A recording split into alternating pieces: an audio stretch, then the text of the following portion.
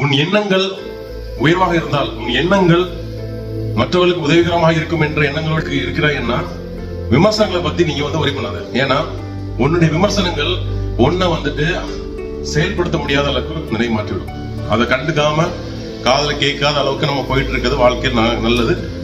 ஏன்னா அப்படி நம்ம எல்லாத்துக்கும் நம்ம பதில் சொல்லிக்கொண்டே இருந்தால், ஓகேங்களா, ஒவ்வொரு பர்சனும் ஒவ்வொரு விதமான விமர்சனங்களையும் ஒவ்வொரு விதமான குற்றச்சாட்டுகளையும் உன் மீது திணித்துக் கொண்டேதான் இருப்பார்கள். உன் மீது எந்த விதத்திலேயாவது திணித்துக் கொண்டே இருப்பார்கள். உன்னுடைய நடவடிக்கையா இருக்கட்டும், உன்னுடைய ஒழுக்க ரீதியா இருக்கட்டும், எங்க எப்படி உன்னை கார்னர் பண்ணலாம் அப்படிங்கிற மட்டும்தான் அவங்களுடைய எண்ணமா இருக்கும். அதற்கான செயல்பாடுகளை நிகழ்த்தி கொண்டே இருப்பார்கள். அவர்களுக்கு வேற வேலை இருக்காது, அதை மட்டும் தான் செய்யிட்டு இருப்பாங்க.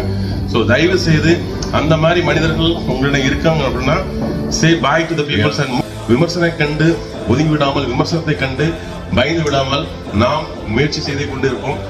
ஒரு நாள்